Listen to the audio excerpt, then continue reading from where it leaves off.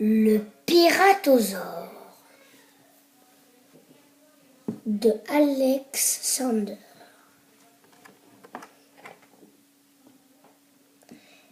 Des profondeurs de la nuit noire surgit le Piratosaure.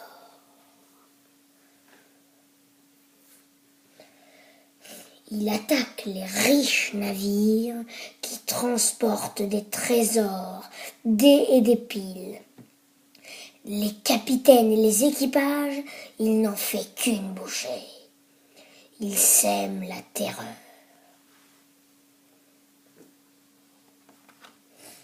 Les rivières de diamants, les bijoux, les bagues, les pièces d'or, il les dévore. Il adore l'or et les pierres précieuses, le Piratosaure. Un beau jour, il aperçoit à l'horizon le plus splendide des galions, celui de la reine d'Angleterre, le Queen of England.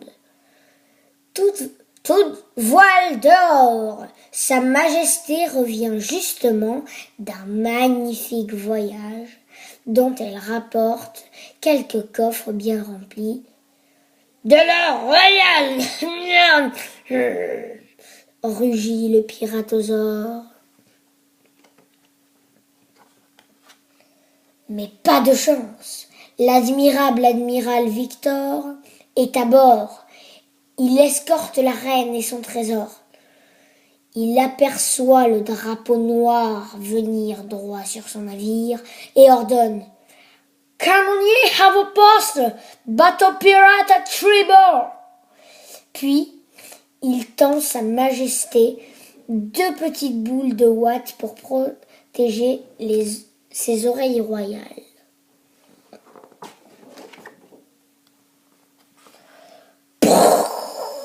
Tonne le canon du Queen of England. Touché, se félicite l'admiral Victor en plein dans le mille. Votre Altesse, voilà un pirate en marmelade d'orange, si vous me permettez la comparaison. Mais après avoir soigné ses blessures, le Piratosaure, plus féroce que jamais, repart à l'attaque avec sa jambe de bois, son cache-œil et son crochet de fer. Il est fou de rage, il grogne, il hurle.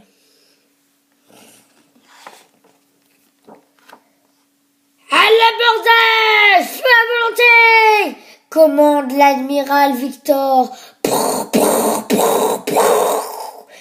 Le bateau du Piratosaure explose en 1000 morceaux. Coulez, se félicite l'admiral Victor, pensant avoir gagné la bataille.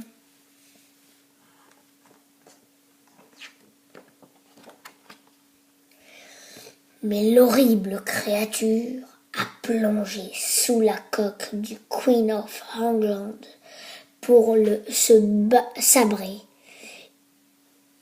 et il coule à son tour. Panique à bord, l'admiral emmène la reine et tous ses trésors dans la chaloupe de secours. Les marins souquent ferme jusqu'à l'île la plus proche pour y trouver refuge.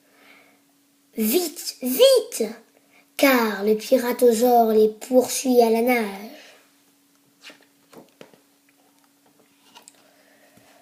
Le voilà sur la plage. À la vue des richesses de la reine, il se déchaîne. Pour notre salut, Cécile, combat, Admiral Victor, donnez-lui tous mes trésors, s'exclame-t-elle tout à coup. L'admirable amiral s'escute à contre-cœur, et aussitôt, le Piratosaure se jette voracement sur les coffres.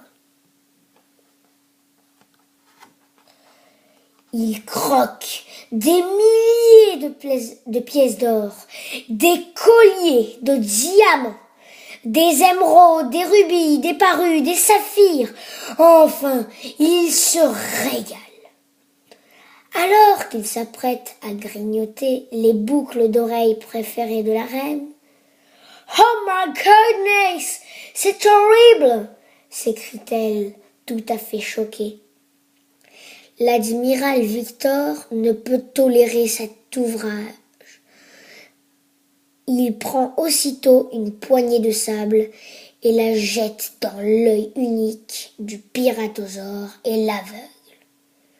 « Vite, enchaînez-le !» triomphe l'admiral. Plongé dans la nuit noire, le monstre est fait prisonnier. Les marins souquent de toute leur force pour ramener jusqu'en Angleterre l'admiral Victor, la reine, ce qui reste des trésors et l'extraordinaire créature. La nouvelle se répand comme une traînée de poudre dans tout le royaume d'Angleterre. Et chacun veut voir le piratosaure. Clémente, la reine, décide de lui laisser la vie sauve et de le nourrir de son or pour le bon plaisir de son peuple et de distinguer visiteurs. Ce royal menu a pour conséquence un adoucissement notable de son caractère. Il devient gentil comme tout. L'admiral Victor lui apprend les belles manières de la cour et très vite, il se métamorphose en véritable gentleman.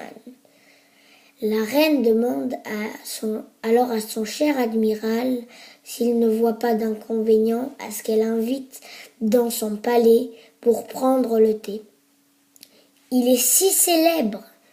Elle lui fait ainsi goûter ses petits sablés préférés, d'excellents strawberry cookies, bien croquants, bien dorés.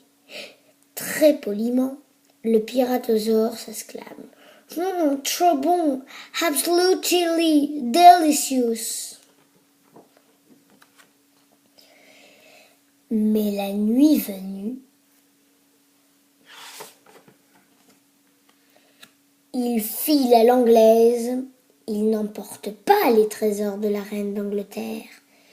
Il chaparde seulement son livre de recettes et dévalise sa réserve de cookies. « Oh my goodness, so delicious !» savoure le piratosaure. Et à grands coups de rame, il retourne se cacher dans les profondeurs de la nuit noire.